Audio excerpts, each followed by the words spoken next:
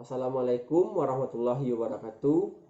Perkenalkan, nama saya Hadri Surya Nugraha, NPM 1975-129. Program Studi Kriminologi, dosen pengampu Riki Novarizal Esos M.Krim. Baiklah, di sini saya akan menjelaskan tentang organisme krim, di mana pada pembahasan kali ini saya akan menjelaskan salah satu kelompok terlarang teroris di Indonesia. Baiklah, sebelum masuk ke materi, marilah kita mengetahui terlebih dahulu apa itu terorisme. Terorisme adalah suatu tindakan yang menimbulkan unsur kekerasan sehingga menimbulkan efek berbahaya bagi kehidupan manusia dan melanggar hukum pidana dengan bentuk mengintimidasi suatu pemerintahan, masyarakat sipil, atau bagian-bagiannya untuk memaksakan tujuan sosial politik seperti pertentangan agama, ideologi, etnis, kesenjangan ekonomi, dan perbedaan pandangan politik. Ciri-ciri terorisme ada 5. Yang pertama, organisasi yang baik, berdisiplin, dan militan. Yang kedua, mempunyai tujuan politik, ideologi yang baik, tetapi melakukan kejahatan kriminal untuk mencapai tujuannya.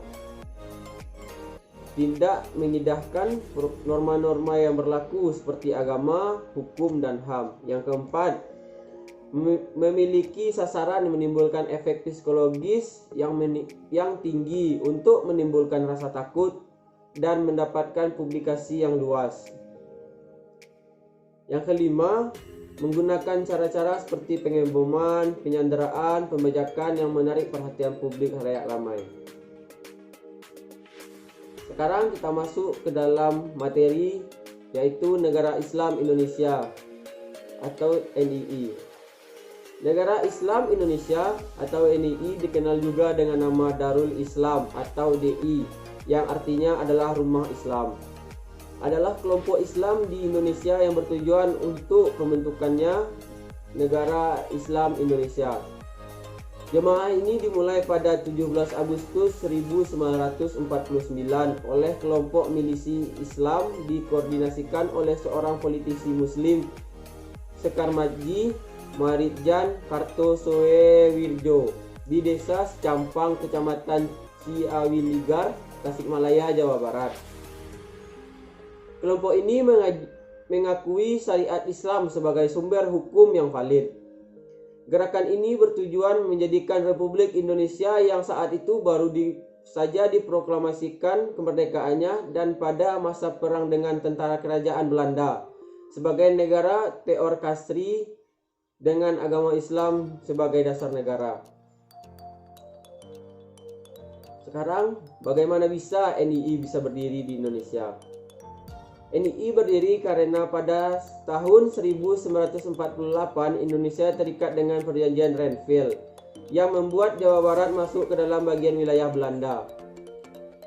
Kesepakatan tersebut menimbulkan awal kekecewaan rakyat terhadap pemerintah yang disusul dengan pemberontakan di beberapa daerah. Salah satu contoh pemberontakannya di TII di Jawa Barat. NII di Jawa Barat memiliki pusat pemerintahan di Desa Cisampang, Tasikmalaya, Jawa Barat. Tempat ini juga menjadikan titik awal dibentuknya NII oleh Kartosoewirjo. Selain karena perjanjian Renville, tujuan DITII di wilayah ini hampir sama dengan tujuan DITII di wilayah lainnya, yaitu mendirikan sebuah negara dengan dasar syariat Islam berdasarkan Al-Quran dan hadis wilayah Indonesia. Alasan Kartosoewirjo untuk mendirikan NII adalah ia percaya bahwa semua masalah kenegaraan yang sedang berlangsung dapat teratasi jika menganut syariat Islam. Selain itu, tujuan lainnya adalah untuk mengatasi dominasi sistem politik komunis dan ideologi sosialisme yang mulai terlihat dalam pemerintahan Soekarno. Baiklah, sekarang kita masuk ke cara rekrutmen anggota NII. Pertama, melakukan doktrin soal meyakini NII, berkedok pengajian.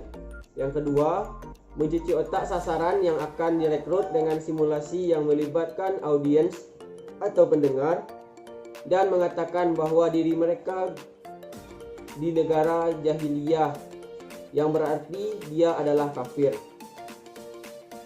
Yang ketiga, melalui internet, jangkauannya sangat luas dan mereka tahu cara menggunakan web untuk hampir setiap aspek operasinya. Dan dari pengalaman, dana hingga rekrutmen, operasi hingga propaganda. Baiklah, sekian pemaparan materi dari saya tentang negara Islam Indonesia. Terima kasih. Assalamualaikum warahmatullahi wabarakatuh.